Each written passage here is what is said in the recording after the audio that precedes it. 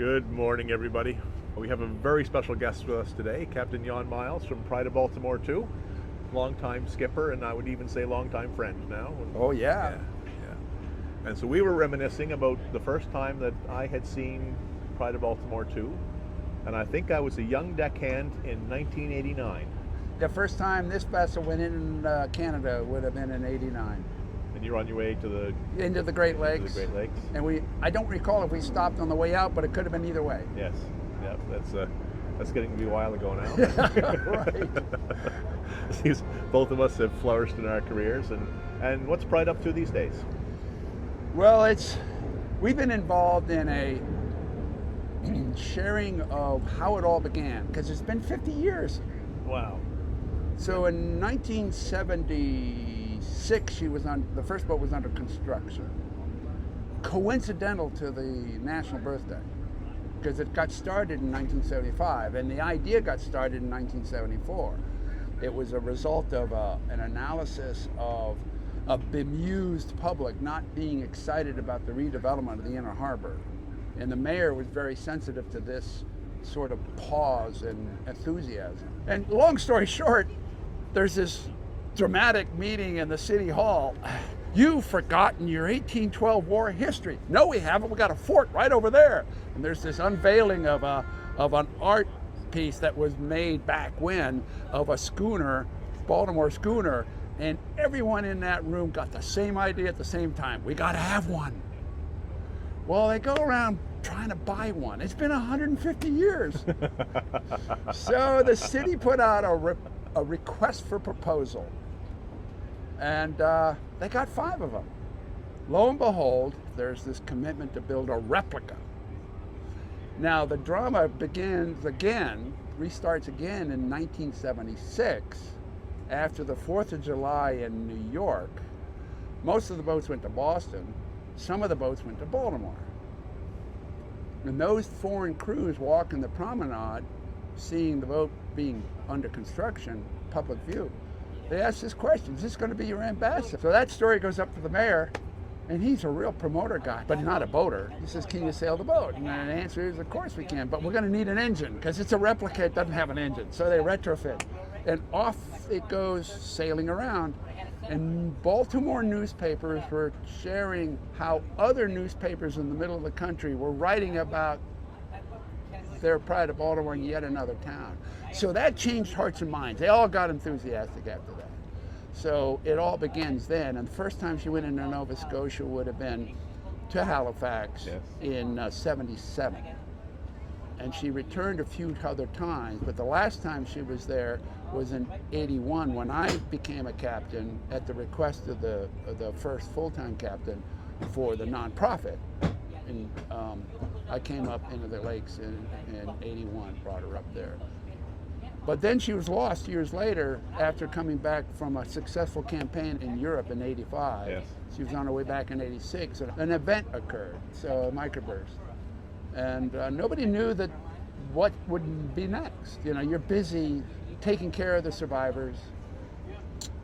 They went through a lot. Yes. They went through a lot, because they sat for 4.5 days, crammed 8 people into a 6-man raft. Wow. Because both rafts, one had damage during the sinking, and one had malfunction. And they were for 6 hours treading water, trying to solve the problem. And they finally got one to hold air. Yes. And the 8 of them got into the 6-man raft. And they were there for 4.5 days. Wow. And the last of the single cell, batteries, D-cell batteries, and a flashlight, and a Norwegian ship going by, sharp bridge watch, saw the SOS. It was, so the vacuum was, is there going to be another boat? And long story short, so here we are. We don't forget our local roots, but we also don't forget that we only have stories because we left. We're sensitive to the fact that most of the American vessels have programs on board. So they go out on the water to be on the water to execute their missions.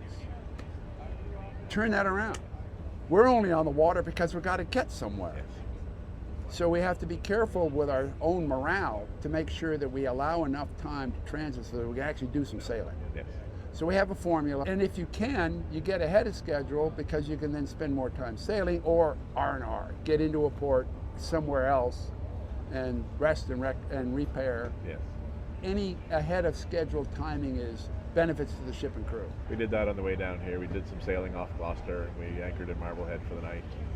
Yeah. So what were your impressions of the second boat when you first saw her?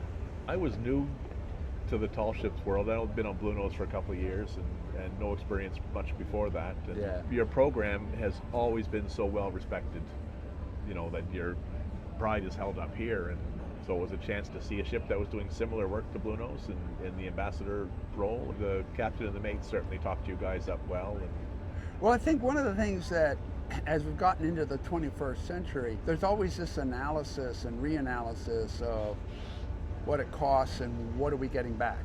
yes, I think ambassadorship, when you're involved with the way Pride is, the bread and butter is we share the boat.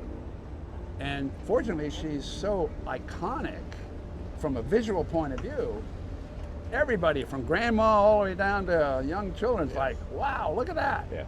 And so they gain enjoyment. So always, well, where are you from? Baltimore. Baltimore and Maryland has always held up very, very high. And for decades now, we've been doing that. And that's the thing that got started with the first boat. Well, I see that we have started some of our ambassadorial work here today, and the general public are coming aboard. Anyway, I do have a little thing for you. We have our own coffee here on the ship. When we know that ships run on coffee, so Oh, wow. there's That's a great. good Bluenose coffee. It's roasted for us in Nova Scotia. That's Wonderful. for you to take back, and Wonderful. and a lid, a new lid for yourself. Oh, yeah, So, that's grand. yeah. That's grand. Thank you. Thank you. Thank you for coming to visit us this morning. Well, you guys have been in the ambassador business long before Baltimore started it. So, in respect of all that, there's a piece of Pride of Baltimore too, but I think the more enjoyable part. So there is a Pride rum brand by a local distillery. Well, congratulations. Thank you. And what Thank an you for coming honor. back. Thank Yeah. you very much. Yeah.